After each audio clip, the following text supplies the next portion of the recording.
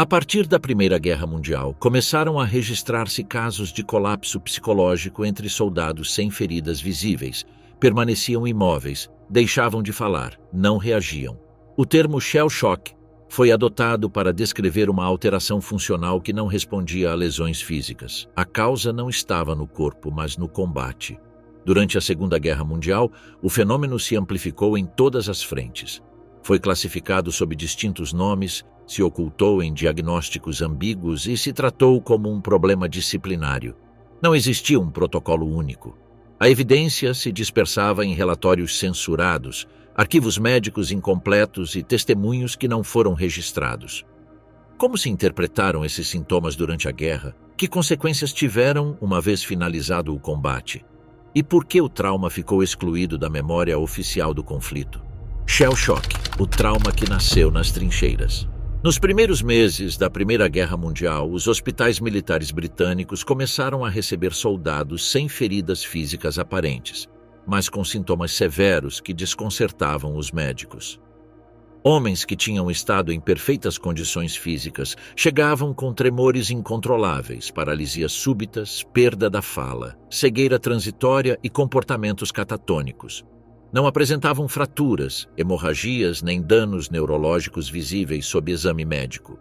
Em 1915, o psiquiatra britânico Charles Samuel Myers, trabalhando em hospitais de campanha na França, propôs o termo shell shock para descrever esse novo quadro clínico. Sua hipótese inicial era que as explosões de artilharia produziam uma comoção interna, uma espécie de lesão cerebral por ondas de choque, mesmo na ausência de feridas diretas.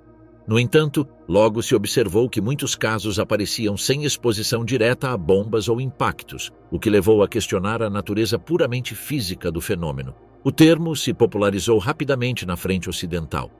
No final de 1916, o exército britânico registrava mais de 80 mil casos com diagnóstico compatível. Na Batalha do Somme, se calculou que até 40% das baixas médicas foram atribuídas a desordens nervosas relacionadas com o combate. O fenômeno não era exclusivo do exército britânico. França, Alemanha, Áustria, Hungria e Rússia reportaram casos similares, embora com distintas etiquetas clínicas e políticas de tratamento. Para 1917, as autoridades médicas britânicas começaram a restringir o uso do termo shell shock. O alto comando temia que se utilizasse como desculpa para evitar o serviço militar. Em seu lugar, se introduziram termos como neurose de guerra, estado de fadiga ou psiconeurose funcional.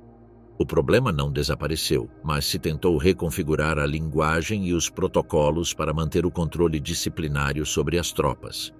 O Dr. Arthur Frederick Hurst foi um dos médicos britânicos que mais se especializou no tratamento e observação do shell shock durante a Primeira Guerra Mundial. Era um neurologista de formação, com experiência prévia em neurologia clínica antes do conflito. Em 1916, foi designado para trabalhar no Royal Victoria Hospital, em Netley, um dos centros militares maiores do Reino Unido.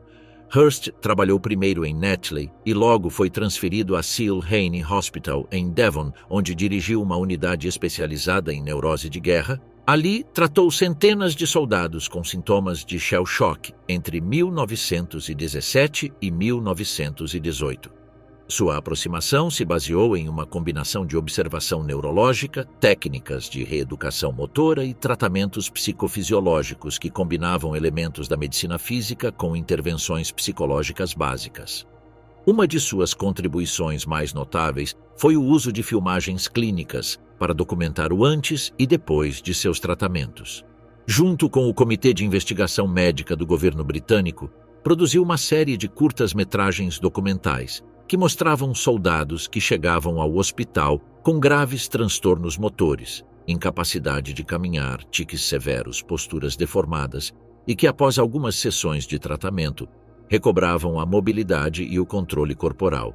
Essas gravações se utilizaram com fins formativos dentro do sistema médico militar. Nelas se observam sequências que mostram a passagem de uma paralisia psicógena total a uma recuperação funcional em questão de dias ou semanas. Os soldados apareciam no início com sinais de rigidez, andar descoordenado, colapsos musculares ou mutismo total. Posteriormente, se viam realizando tarefas cotidianas, caminhando com normalidade ou marchando em formação. Os sintomas de shell shock observados e classificados por Hurst e outros médicos militares da época podiam dividir-se em várias categorias clínicas. Os transtornos motores incluíam paralisia de membros sem dano estrutural, tremores de mãos, rigidez muscular, incapacidade para caminhar ou manter-se de pé.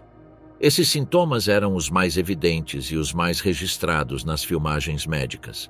Os transtornos da linguagem abarcavam mutismo funcional, gagueira repentina, incapacidade para pronunciar certas palavras ou frases, perda total da fala.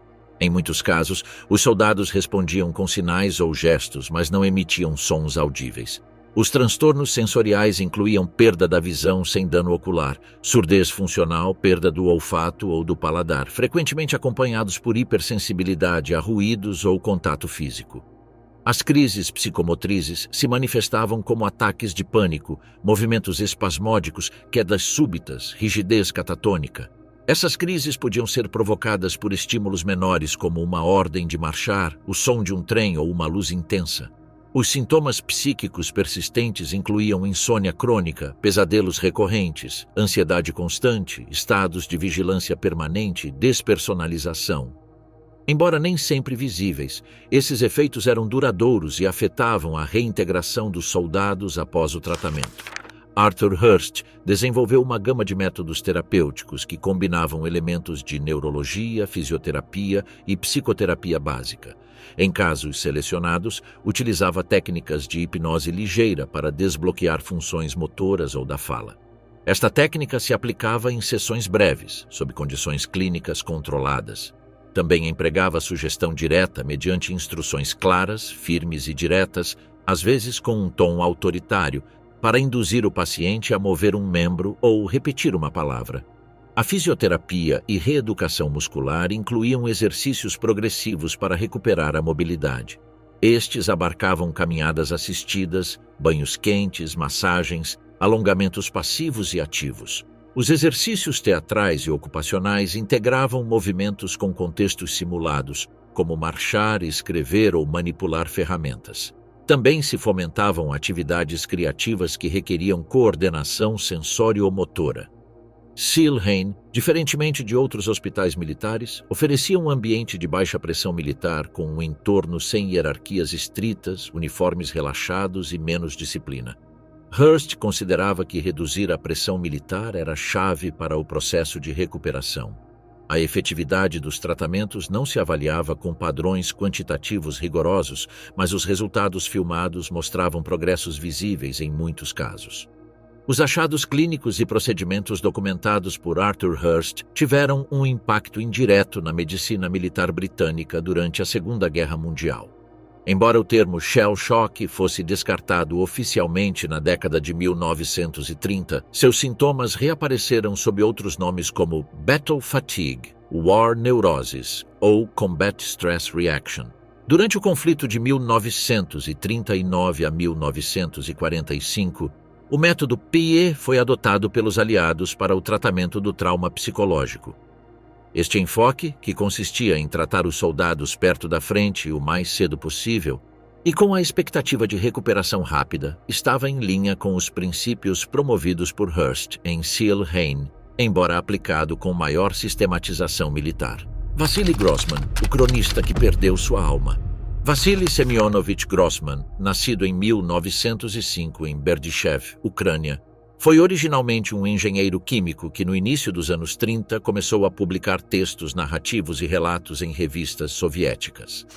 Sua obra inicial lhe outorgou visibilidade dentro do aparato cultural do regime, o que facilitou sua integração como correspondente oficial do periódico do Exército Vermelho, Krasnaya Zvezda, após o início da Guerra Germano-Soviética em junho de 1941. Grossman foi designado à frente ativa desde o começo da invasão alemã.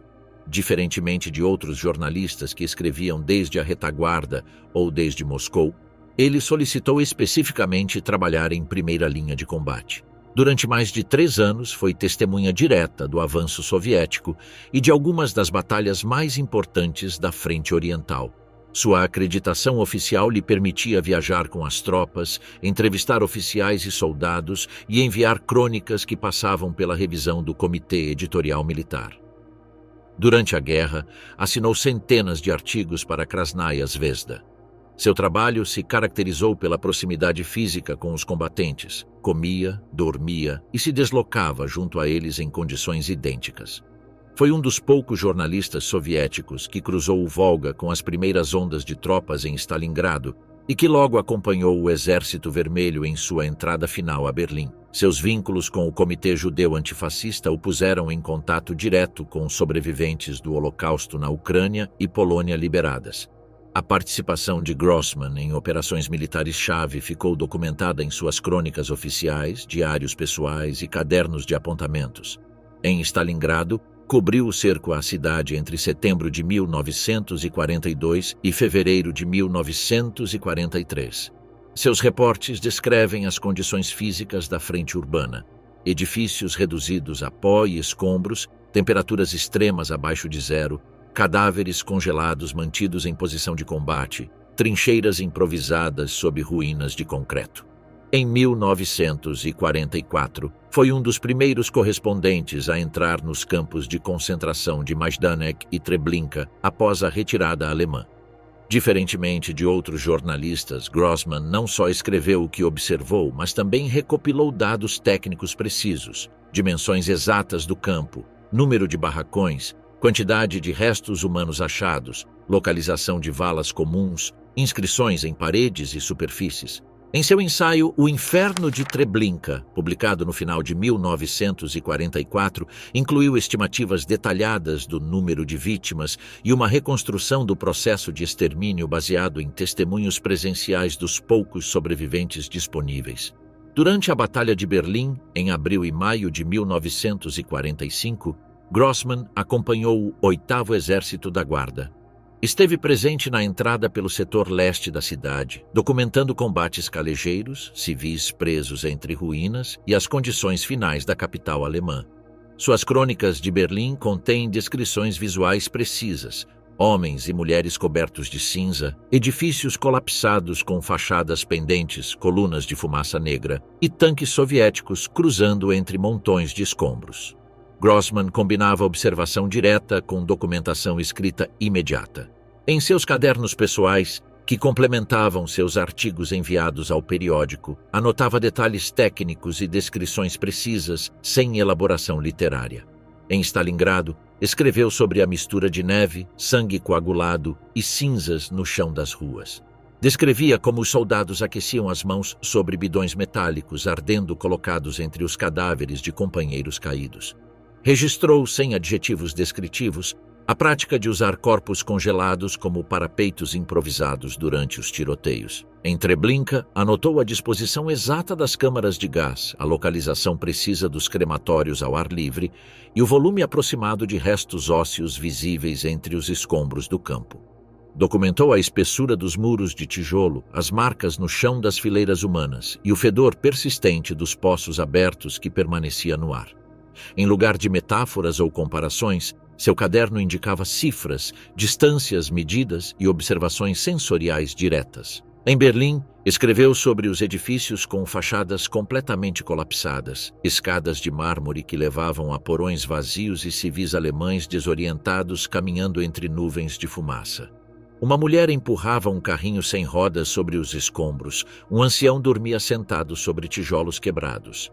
Mencionou que os únicos sons contínuos eram o zumbido de geradores elétricos soviéticos e o rangido constante de vidros ao quebrar-se sob os passos de soldados e civis.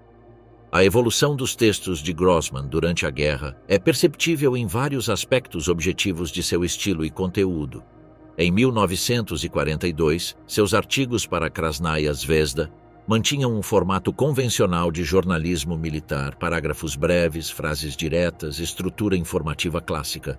Informava sobre avanços da frente, manobras de flanco e resistência heróica das tropas. Citava partes de guerra oficiais e declarações de comando, mantendo o estilo normativo da imprensa militar soviética.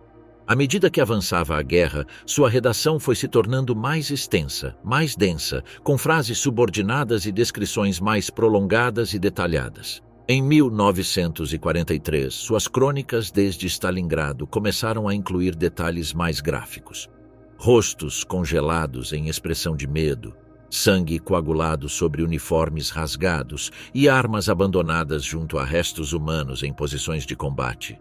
Em 1944, ao entrar a Treblinka, sua narrativa adotou uma estrutura técnica quase inventarial. Listados de objetos achados, contagem de sapatos, vestidos, dentaduras postiças. A precisão das descrições dava lugar a uma sensação de acumulação quantitativa, que refletia o volume do crime sem necessidade de qualificativos emocionais ou morais. Para 1945, durante a campanha de Berlim, seus textos refletiam uma fadiga estilística notável. Parágrafos mais longos, encadeamento de cenas sem conclusão narrativa e uma repetição de termos concretos como pó, ruína, cinza, desaparecido. Embora não se incluíssem elementos emocionais explícitos, a continuidade de imagens similares, a insistência em detalhes materiais e a omissão de qualquer tom celebratório marcavam uma mudança objetiva em sua forma de redigir. Alguns dos reportes de Grossman não foram publicados integralmente pelo comitê editorial de Krasnaya Zvezda.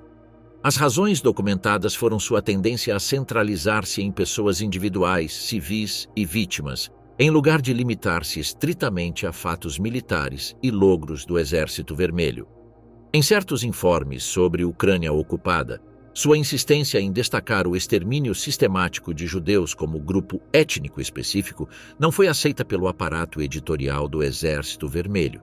Fragmentos do informe sobre Treblinka foram modificados para eliminar menções específicas a vítimas judias como coletivo, sendo substituídas por expressões mais genéricas como cidadãos soviéticos ou vítimas do fascismo alemão.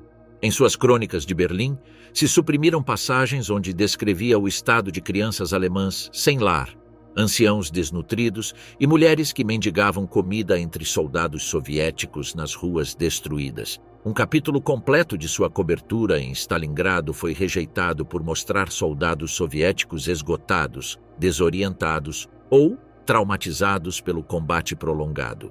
O texto foi arquivado sem chegar a imprimir-se no periódico. Não se tratava de que Grossman denunciasse nada específico, simplesmente incluía descrições diretas que se afastavam da retórica do heroísmo inquebrantável e da moral alta das tropas. A censura aplicada a seus textos não foi total, mas sim constante.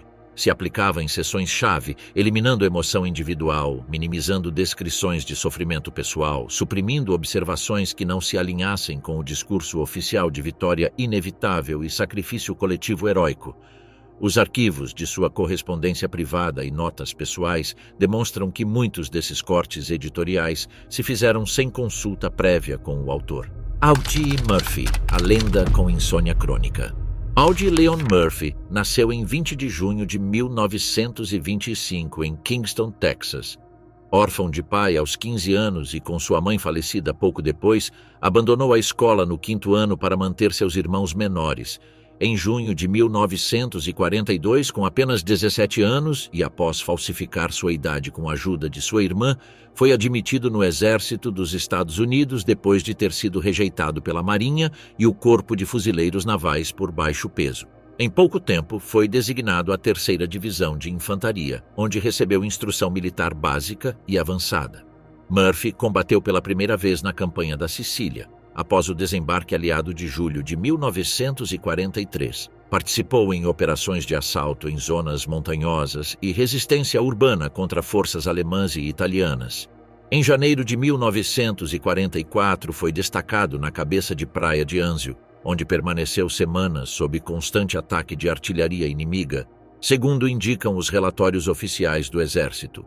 Posteriormente, combateu na linha Gustav e cruzou ao norte da Itália, antes de ser redirecionado ao sul da França. Durante a Operação Dragoon, em 15 de agosto de 1944, desembarcou na costa de Provence.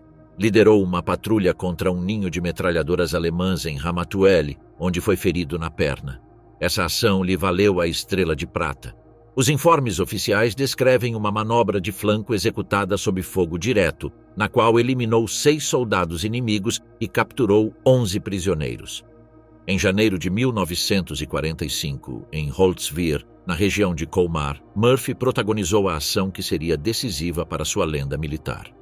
Após ordenar a retirada de seu pelotão ante um contra-ataque alemão massivo, subiu aos restos de um tanque M-10 em chamas e utilizou sua metralhadora calibre 50 para frear o avanço inimigo. Durante mais de 1 hora, completamente sozinho, dirigiu o fogo de artilharia própria contra as posições alemãs enquanto repelia ataques diretos. O relatório de operações confirmou mais de 50 inimigos mortos durante esta ação. Este episódio ficou registrado oficialmente em seu expediente de condecorações como fundamento da Medalha de Honra, que recebeu em junho de 1945. No total, Murphy foi galardoado com 33 condecorações, incluindo a Medalha de Honra, Legião de Mérito, 2 Estrelas de Prata, 3 Corações Púrpura, a Cruz de Guerra Francesa e a Cruz de Guerra Belga. Os informes militares detalham que Murphy recebeu múltiplas distinções por sua conduta em combate durante mais de 240 dias em combate direto, o que representa uma das exposições mais intensas ao fogo inimigo de toda a 3ª Divisão. As descrições em seu expediente não incluem elementos subjetivos, só ações registradas, datas precisas, lugares específicos e testemunhos de oficiais ao comando.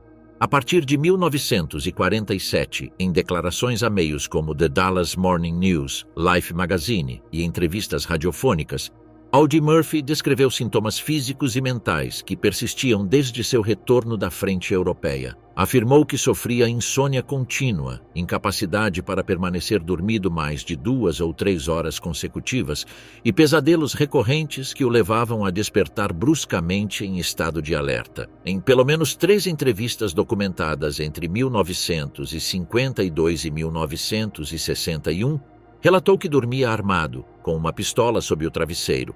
Explicou que se tratava de uma necessidade de segurança, produto da sensação constante de estar sob ameaça potencial. Não mencionava temor específico a algo concreto, mas uma resposta automática de seu corpo ante qualquer ruído noturno ou movimento inesperado. Testemunhos de companheiros, atores e amigos, citados em biografias autorizadas, afirmam que Murphy sofria episódios de sobressalto mesmo durante o dia, evitava reuniões sociais numerosas e frequentemente solicitava quartos de hotel que não tivessem janelas acessíveis desde o exterior ou varandas.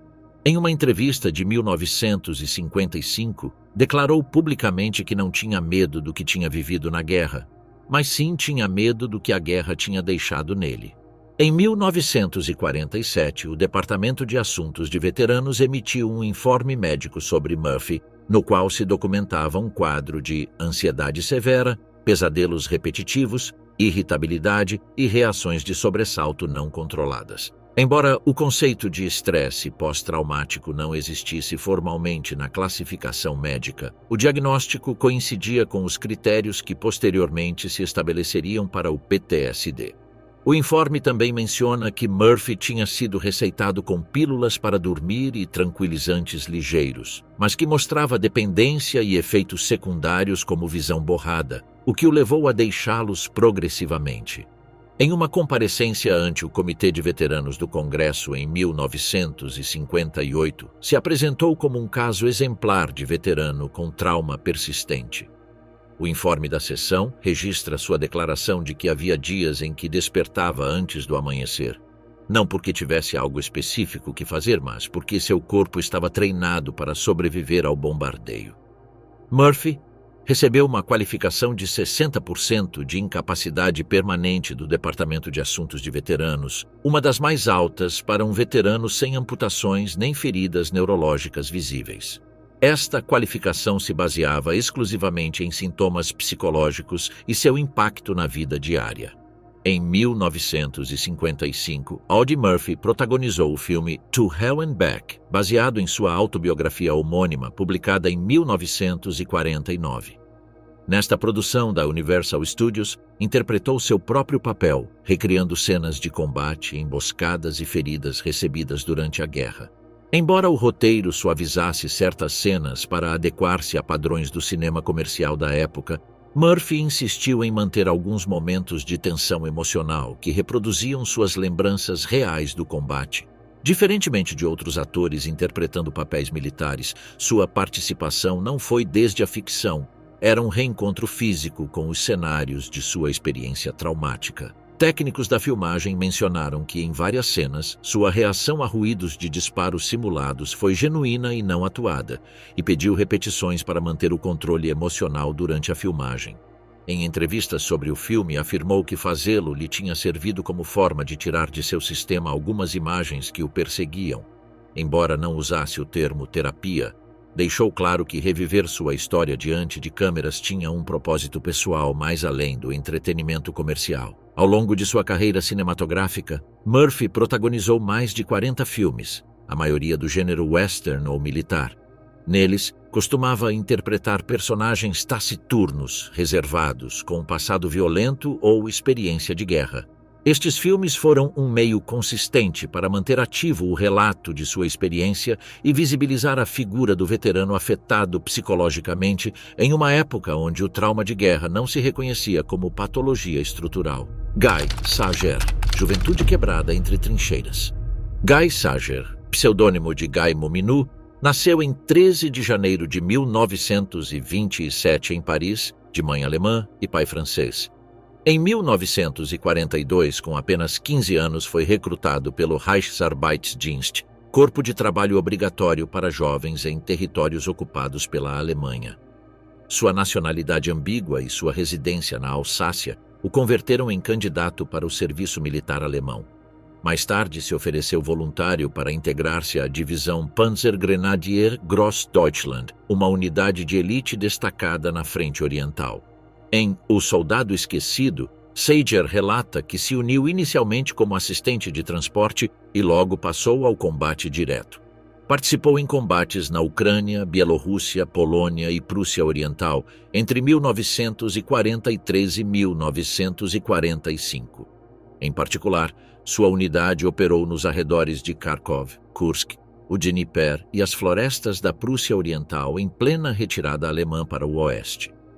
Embora alguns historiadores puseram em dúvida a precisão de certos detalhes técnicos como emblemas de uniforme ou datas específicas, vários ex-combatentes da Grossdeutschland reconheceram que as experiências narradas por Sager coincidiam em essência com a realidade da frente.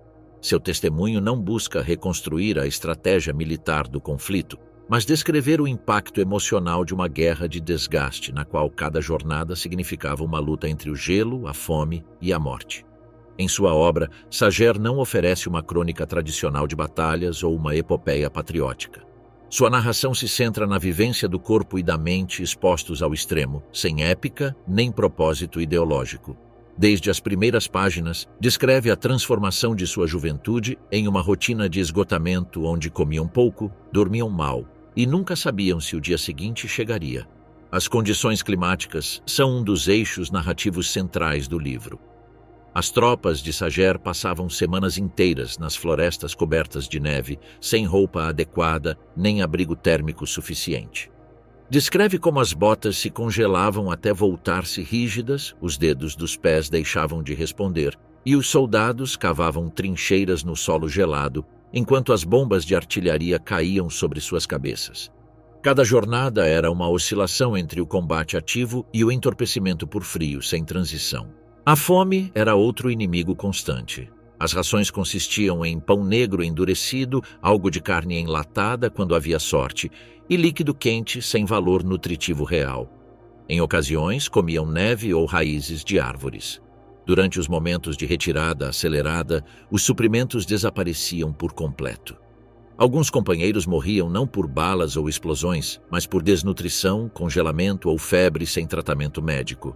Sager descreve episódios de decomposição emocional não como crises dramáticas, mas como silenciosas desaparições da personalidade.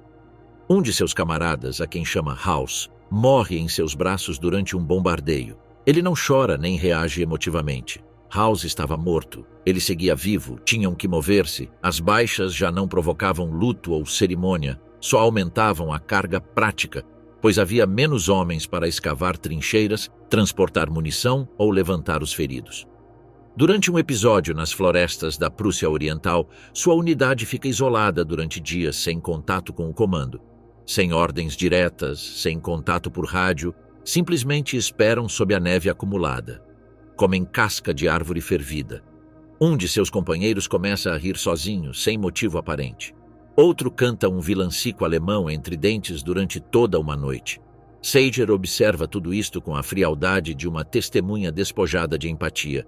Ele mesmo confessa que já não sabia quem era nem por que estava ali. Podia ter sido russo, francês ou alemão. Não importava. Só queria seguir arrastando-se para a frente. Em uma ocasião, relata ter cruzado uma aldeia destruída por bombardeios. Dentro de uma casa queimada, achou os restos congelados de uma família civil completa. Olhou fixamente os rostos durante vários minutos, sem compreender por que não podia apartar a vista. Logo seguiu caminhando como se nada tivesse ocorrido. Esse é um dos momentos mais perturbadores do livro. Não o ato em si, mas a ausência total de reação emocional. Também descreve momentos de confusão espacial total. Marchas na névoa onde não sabiam se aproximavam às suas linhas ou às soviéticas, combates noturnos nos quais não se distinguia entre inimigo e aliado até o contato direto. Em um ponto, seu pelotão se perde entre as ruínas de uma cidade abandonada e permanece 2 dias entrincheirado em porões, sem receber ordens nem contato. Ninguém falava, ninguém perguntava. Eram sombras armadas, esperando um sinal para morrer. O Soldado Esquecido foi publicado pela primeira vez em francês em 1965. Seu sucesso foi imediato na França. A crítica o valorou como um dos primeiros testemunhos não ideológicos sobre a experiência do soldado raso alemão na frente oriental, sem propaganda nem justificação política. Na Alemanha Ocidental, a recepção foi mais complexa. A memória da guerra seguia dividida entre quem preferia passar página e quem reclamava relatos sem censura. Em 1967, se publicou a versão alemã, e diversos leitores identificaram as condições narradas com suas próprias vivências da frente oriental. O presidente da Associação de Veteranos da Divisão Grossdeutschland, Helmut Speter, ao princípio duvidou da autenticidade de alguns dados, como a cronologia de certas batalhas, mas mais tarde reconheceu que o livro refletia de forma fiel o clima emocional da frente. Sager mesmo respondeu que não era historiador e que as imprecisões eram o reflexo da desorientação real que sofria em combate. O livro vendeu milhões de exemplares, foi traduzido a mais de 20 idiomas e se utilizou como referência em manuais de história militar. Nos Estados Unidos, foi adotado pela US Army Command and General Staff College como material de leitura sobre as condições do soldado em entornos extremos. O caráter testemunhal do livro o converteu em uma referência incontornável, não por sua exatidão documental, mas pela fidelidade emocional de seu relato. Leo Aitinger, o psiquiatra que estudou o que ninguém queria olhar. Leo Aitinger nasceu em 12 de dezembro de 1912 em Lomnice, na antiga Checoslováquia. De origem judia, se formou como médico na Universidade de Brno e emigrou à Noruega em 1939, fugindo do antissemitismo crescente na Europa Central. Na Noruega, trabalhou como médico assistente na localidade de Bodo até que, em 1940, a invasão nazista o deixou em situação ilegal. Como judeu estrangeiro, perdeu sua licença médica e foi obrigado a viver na clandestinidade. Em 24 de fevereiro de 1943, foi arrestado em Oslo e deportado junto a mais de 760 judeus noruegueses no barco Gotenland. O destino era Auschwitz, ao que chegou em condições de superlotação extrema. Desse transporte, só 23 pessoas sobreviveram. Aitinger foi uma delas. Em Auschwitz, Aitinger foi designado como ajudante no Revier, a enfermaria do campo. Embora ele não desse detalhes explícitos sobre seu papel específico ali, documentos da Cruz Vermelha norueguesa e testemunhos médicos posteriores indicam que contribuiu a salvar vidas mediante intervenções médicas básicas, mesmo carecendo de recursos adequados. Seu destino mudou com a evacuação do campo em janeiro de 1945. Foi forçado a marchar para Buchenwald, nas chamadas Marchas da Morte. Chegou em estado crítico, mas logrou sobreviver até a liberação do campo por tropas aliadas em 11 de abril de 1945. A experiência em ambos campos de concentração, o extermínio sistemático em Auschwitz e a sobrevivência em condições extremas em Buchenwald marcou o ponto de partida para sua futura carreira científica. Após a guerra, Aitinger regressou à Noruega em 1946. Revalidou seu título de médico e retomou seu trabalho no Hospital Psiquiátrico de Ronvik. Em 1950, foi admitido na Universidade de Oslo, onde desenvolveu sua carreira acadêmica. Em 1966, se converteu em professor titular de psiquiatria e chefe da clínica psiquiátrica da Universidade de Oslo, onde permaneceu até seu retiro em 1983. Desde o início, orientou suas investigações para uma pergunta central: como afeta o trauma extremo ao aparato psíquico de forma persistente? Não teorizou desde a filosofia nem desde a ética, mas desde a observação clínica direta. Seu primeiro estudo sério se centrou em refugiados, muitos deles sobreviventes de campos, deslocados ou ex-combatentes.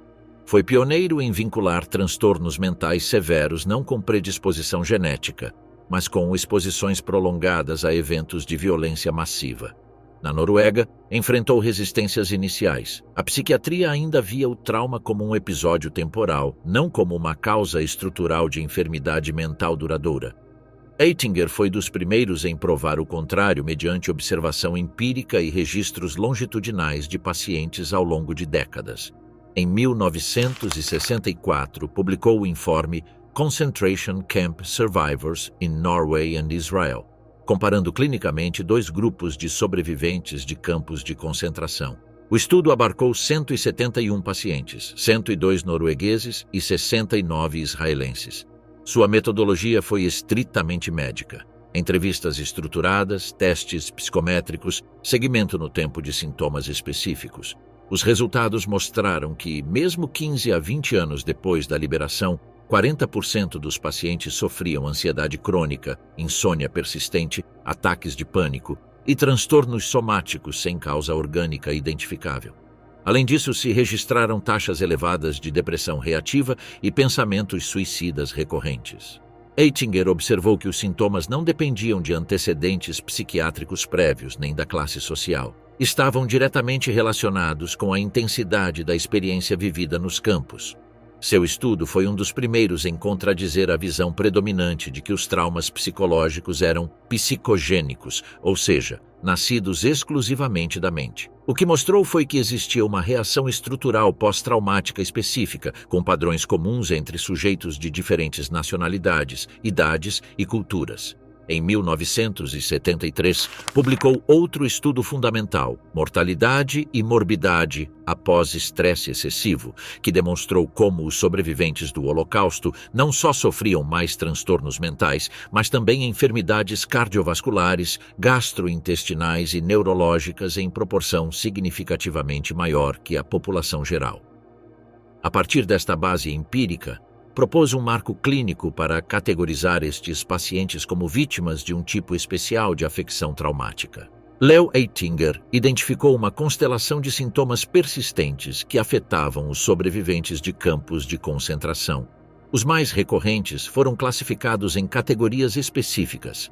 A culpa do sobrevivente não era uma culpa jurídica nem moral, mas psíquica.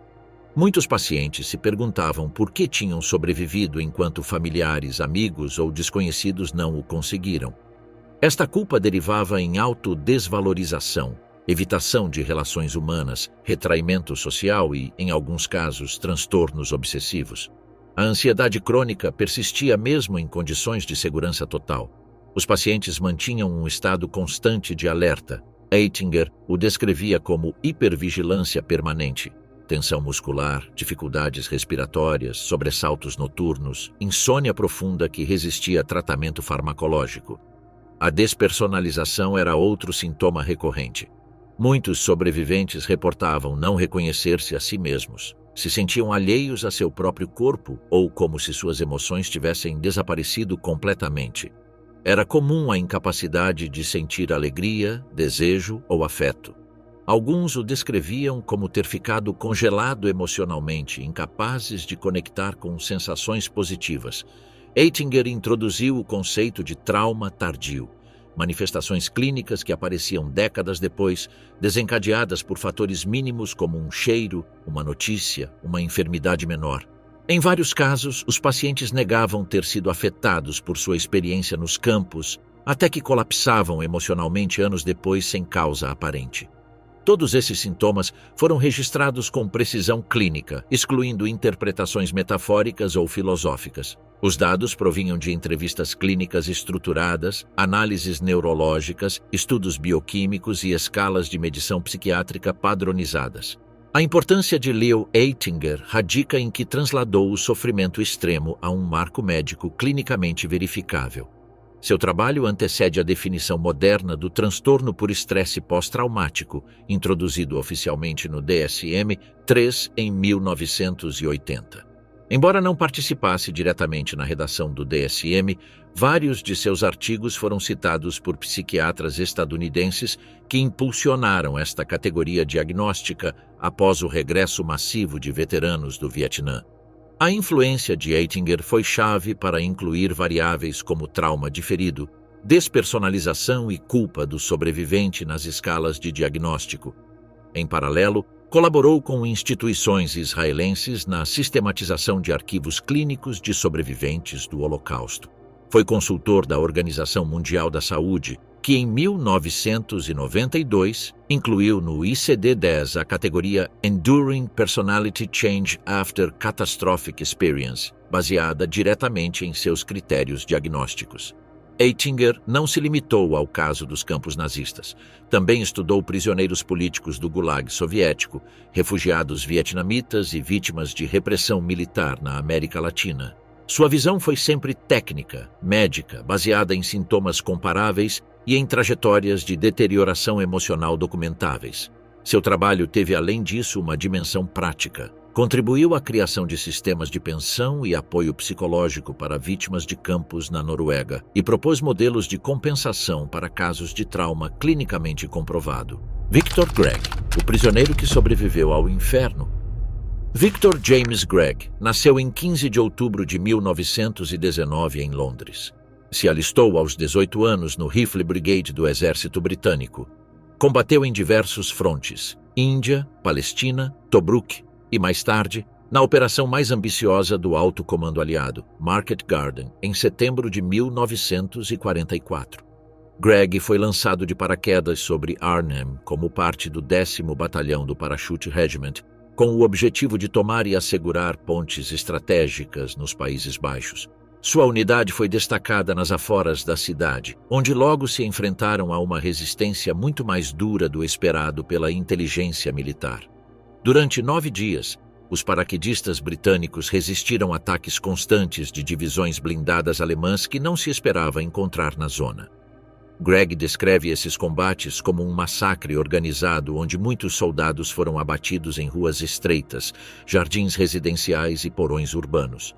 Finalmente, com suas munições esgotadas e sem reforços, Gregg foi capturado por tropas alemãs junto com centenas de paraquedistas sobreviventes. Após sua captura, foi registrado como prisioneiro de guerra, segundo a Convenção de Genebra, embora sua situação se agravasse pouco depois. Foi trasladado ao Stalag 11B e, mais tarde, junto com outros prisioneiros, destinado a trabalho forçado em uma fábrica de sabão em Dresden.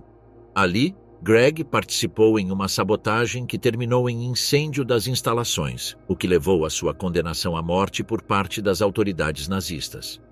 Em suas memórias, Gregg afirma ter aceitado seu destino, encerrado em uma cela subterrânea sem contato exterior, esperando a execução prevista para 14 de fevereiro de 1945.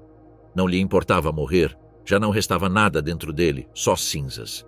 Nessas condições, foi testemunha direta do ataque aéreo que reduziu Dresden a escombros. À noite de 13 de fevereiro de 1945, às 22h14, soaram as primeiras sirenes de alarme aéreo. Gregg, recluso em uma cela subterrânea dentro do complexo penitenciário, sentiu que algo distinto se avizinhava. Não eram ataques de rotina como os que tinha experimentado anteriormente. Durante as seguintes horas, 2 ondas de bombardeiros britânicos Lancaster arrasaram a cidade. O céu, em suas palavras, se tornou luz pura e fogo contínuo.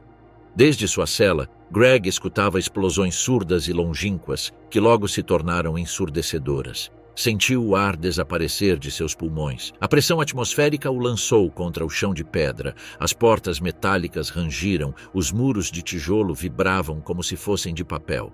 Através das fendas de ventilação, percebia o calor intenso da cidade em chamas. O chão se movia como se houvesse um oceano embaixo, e então entendeu que estava dentro do inferno.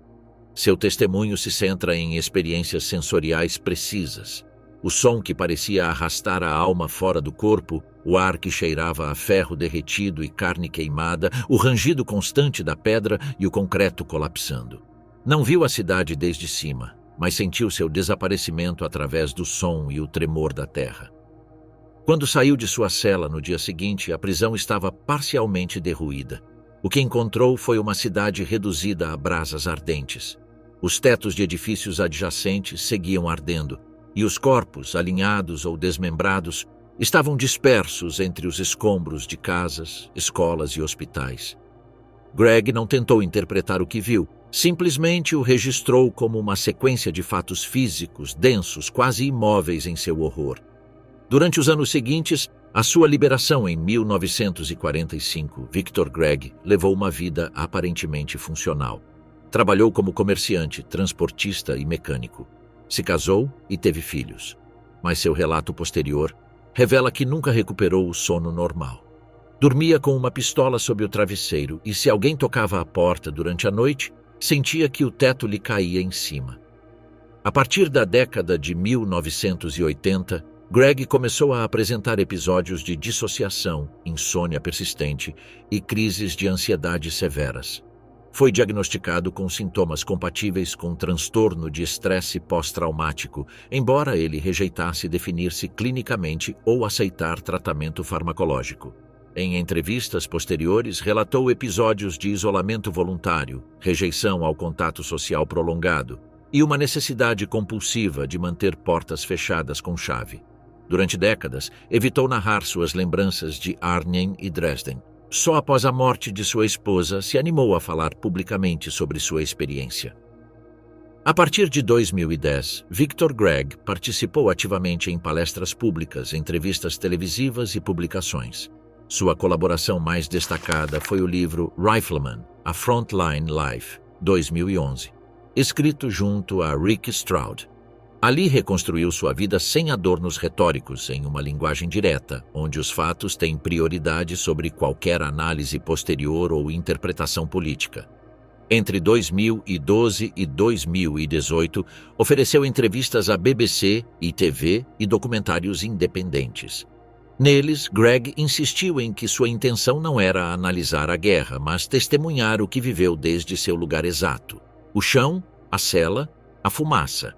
Em 2015, participou no especial World at War Revisited, onde se mostrou seu testemunho sobre Arnhem e Dresden com uma montagem visual que respeitava seu relato sem dramatização adicional. Diferentemente de outras vítimas ou combatentes, Greg nunca expressou desejo de interpretação, nem política, nem moral, nem histórica.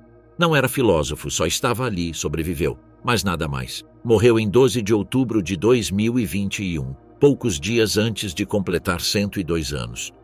Seu testemunho permanece registrado como uma memória crua dos sentidos, o que se escuta, o que se quebra, o que não deixa dormir durante décadas. John Steele, o paraquedista suspenso entre o céu e a memória.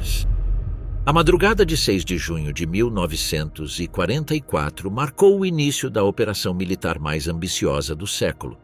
Enquanto milhares de soldados aliados se preparavam para desembarcar nas praias da Normandia, centenas de aviões C-47 cruzavam o Canal da Mancha com uma missão mais arriscada ainda: lançar tropas paraquedistas atrás das linhas inimigas para cortar comunicações, assegurar cruzamentos estratégicos e desorganizar a defesa alemã desde dentro.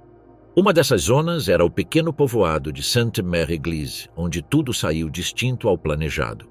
Ubicado perto da costa, O povoado se converteu em objetivo-chave por sua rede de caminhos e sua proximidade a Utah Beach. A inteligência aliada esperava uma guarnição alemã menor e pouca resistência civil. Mas uma bomba tinha incendiado uma casa horas antes, e suas chamas iluminaram a praça central justamente quando os primeiros paraquedistas descendiam. Tropas alemãs, alerta pelo fogo, abriram fogo contra os soldados que caíam desde o céu. Muitos foram alcançados antes de tocar terra. Outros ficaram presos em árvores, telhados ou cabos elétricos. O céu era negro, mas o povoado ardia. No meio dessa confusão desceu John Steele, da 82ª Divisão Aerotransportada. Seu paraquedas foi arrastado para o centro do povoado e se enrolou no campanário da igreja. Ficou pendurado a vários metros do chão, suspenso pelas correias, sem possibilidade de mover-se nem defender-se. Desde ali, observou durante horas o que nenhum treinamento podia ter antecipado. Viu companheiros morrer no ar. Escutou disparos, explosões, gritos, tudo enquanto fingia estar morto, tentando não mover-se nem respirar com força. A cena era brutal, o corpo estava intacto, mas seu sistema nervoso estava já ativando mecanismos de sobrevivência que nunca se apagariam del todo. Quando foi resgatado, não apresentava lesões. Foi classificado como ileso, reequipado e devolvido à ação. Seguiu combatendo durante dias, completou sua missão e regressou aos Estados Unidos após o fim da guerra. Nunca mais esteve em combate, não pediu atenção médica, não falou abertamente do ocorrido. Mas quem o conheceu sabia que algo tinha mudado. Em aparência, Steele levou uma vida normal. Regressou a seu povoado natal, trabalhou em distintos ofícios e evitou chamar a atenção. Durante anos foi um cidadão discreto, até que sua história começou a circular entre cronistas militares e veteranos da Normandia. O relato de um soldado pendurado do campanário, fingindo estar morto durante uma emboscada aérea, se tornou uma das imagens mais lembradas do dia D. Sainte-Mère-Église o converteu em símbolo da liberação. Um manequim pende até hoje do mesmo lugar onde esteve preso, lembrando a todos os visitantes a noite em que o céu se tornou armadilha. Mas o que se comemora como ato heróico teve consequências internas duradouras. Embora nunca fosse diagnosticado, Steele apresentava sintomas que hoje se reconhecem como próprios do transtorno por estresse pós-traumático, insônia crônica, hipervigilância, reações intensas a estímulos sensoriais e evasão de entornos vinculados ao episódio traumático. Evitava igrejas, se sobressaltava ante certos sons, dormia com a luz acesa, nunca falava da cena do campanário salvo em termos gerais e preferia não assistir a eventos comemorativos. Diferentemente dos soldados feridos por armas, sua ferida não era evidente nem registrável, mas estava ali, uma ativação permanente do sistema de alerta, que não respondia a ameaças reais, mas a uma lembrança instalada no mais profundo do corpo. O tempo tinha passado, mas sua mente seguia suspensa aquela madrugada, indefesa e em silêncio, esperando que o perigo terminasse. Nos anos 60, seu caso se fez mais conhecido graças a reconstruções históricas e ao filme O Dia Mais Longo, que recriou sua experiência. Embora não participasse diretamente na filmagem, permitiu o uso de sua história. Mas não foi uma experiência grata. Nunca se sentiu cômodo com sua imagem convertida em símbolo. Não havia orgulho, nem rejeição. Só uma distância emocional que lhe permitia seguir adiante sem voltar a reviver o que já não podia processar. Morreu em 1969, aos 56 anos, por complicações hepáticas. Não deixou memórias nem gravações extensas, só uma série de testemunhos indiretos e lembranças compartilhadas por quem o conheceu. Sainte-Mère-Église conserva sua figura pendendo do campanário, mas a verdadeira memória não está na altura, mas no que não pôde dizer. Seu corpo desceu aquela noite, mas seu sistema emocional nunca tocou terra del todo. Steele é lembrado como um dos muitos homens que regressaram sem feridas visíveis, mas com uma carga interna que condicionou sua vida inteira. O seu não foi um trauma explosivo, mas silencioso. Um impacto sensorial gravado no corpo ao longo de horas de impotência. É o tipo de ferida que não deixa cicatriz, mas que transforma o sistema nervoso para sempre. Nele, o combate não terminou ao pisar terra. Continuou, noite após noite, na luta por voltar a descansar.